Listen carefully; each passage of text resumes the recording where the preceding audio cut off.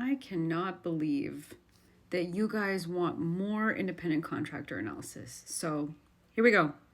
This is an incredibly, annoyingly complicated aspect of employment and labor laws because the classification of a worker as an independent contractor or an employee has significant implications under state and federal law. And unfortunately, there's not one analysis that applies. There's different tests that apply in different settings, in different ways within both state and federal laws. So let's start with California. In California, a worker is presumptively an employee of an employer unless the employer demonstrates otherwise. That means when a court is faced with the question of whether a worker is an employee or not, the court will presume that the worker is an employee unless the employer provides evidence to suggest that the worker is actually an independent contractor. The law AB 5 was passed in California that redefined the standard under California law for determining whether a worker is an independent contractor or an employee. And it codified an onerous ABC test that the California Supreme Court laid out in a case called Dynamex in 2018. When Dynamex came down from the California Supreme Court and AB 5 passed, it was significant in the employment law world because it was a huge change, a huge shift in how the analysis took place. As if it wasn't confusing enough, this has been amended since then. So in 2020, Governor Newsom signed AB 2257, which became effective immediately, and that laid out some specific exemptions from AB 5. Even with all of the amendments to AB 5 coming after that, even with all of that, it remains today that there is no singular test for evaluating whether a worker is an independent contractor or an employee.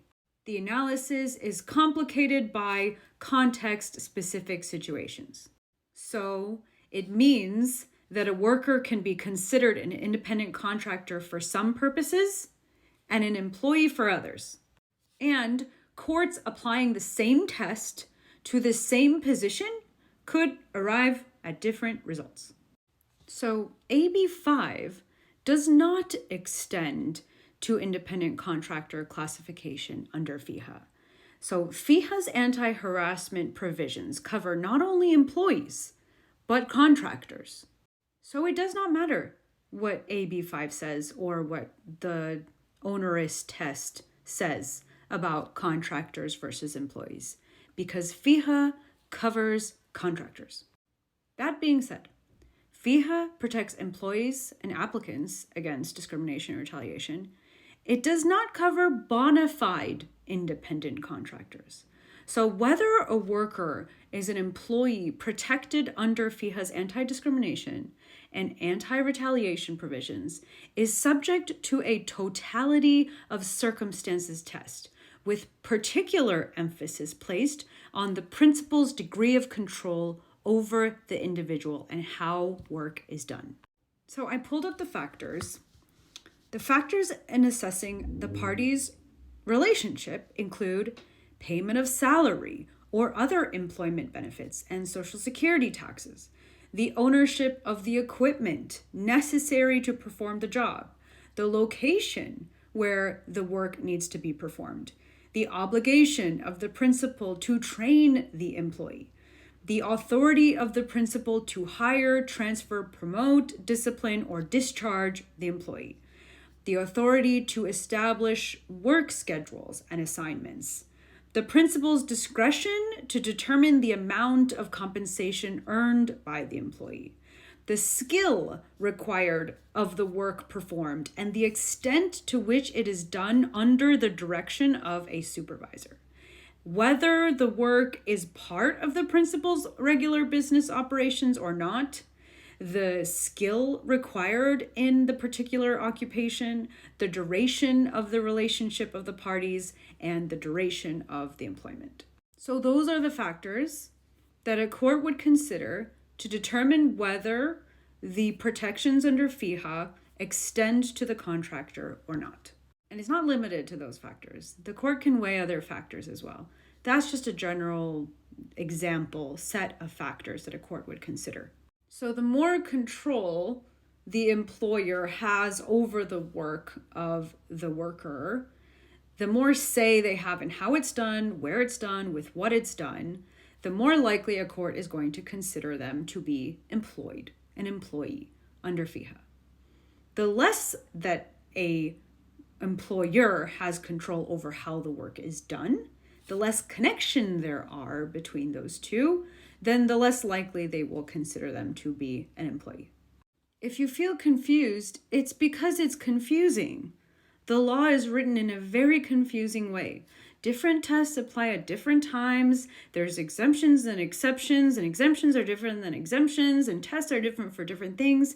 It's very, very confusing. There's also been challenges in the law against AB5. There have been other propositions that have been challenging the classification issues in California. So it is a big cluster. Based off of my research, studios and production companies typically engage actors as independent contractors because the actors perform services for a particular motion picture on a contract or on a fee basis. There is advantages to that. The studio wouldn't incur overtime fees, for example. There are tax implications for doing that. And that's precisely why someone like Blake Lively would form a loan-out corporation. Blakel Inc. is a loan-out corporation. Its sole function is to loan out her professional acting services out to productions for movies. There are tax benefits for actors to do that, and there are liability benefits for them to do that, which is why you see it. It's common in Hollywood to do so. I want to point out that Lively's own allegations in her second amended complaint waffle between an employee status and a contractor status where it suits her best. So as you can see, under her Title VII claims, she alleges that she was employed by It Ends With Us and Wayfarer at all times. She was an employee, and so employee protections apply. When you go to her FEHA claims, so remember, she has an SH claim under Title VII. She has an SH claim under FEHA. She has a retaliation claim under Title VII. She has a retaliation claim under FEHA. Same exact claims under federal and state law. So, as I just said, under federal law, she says, I was an employee of these two entities at all times. That's the allegation that she has in her second amended complaint. And that's the operative complaint, meaning the one that the judge is going to base all decisions off of. And then under her state claims, she says, I was an employee and or a contractor. So I was one of them. I was either of them. Whichever one will apply, I was one of those. That's what that allegation means, is she's broadened the definition of what she is under California law so that she can fall under FEHA's protection. And had she put the contract in her amended complaint as an exhibit, then this would have been challenged at a motion to dismiss or an MJOP because the contract would have been incorporated into the complaint, and Wayfarer could have challenged her status as an employee or independent contractor and challenged her basis for bringing her claims. But it wasn't attached. It was submitted through discovery, or the parties had it in discovery, and we didn't see it until it was attached to some other motion, some other thing, and then we got to see it because it was unsealed. But it actually hasn't been presented as evidence to support a claim or defense in this case. And not to sound like a broken record, but summary judgment is when documents like this, the contract itself that came out in discovery, will be attached as evidence to support an argument about whether or not Lively has the legal right to bring the claims that she does. It could not have come up in the MJOP. It could not have come up in a motion to dismiss, because in those situations, The defendants would not be allowed to attach evidence. It doesn't matter if the judge saw it or not, because he couldn't rely on it anyways. He can only rely on it when he's allowed to weigh evidence to go against the claims, and the first time he's going to be able to do that is at summary judgment. So it remains to be seen how it's going to come and how it's going to play out. I'm seeing a lot of comments about SAG-AFTRA and the collective bargaining agreements. I've read through those. I know what they say. I know how they play into these things. And that does not nullify everything that I just said about the analysis of an independent contractor.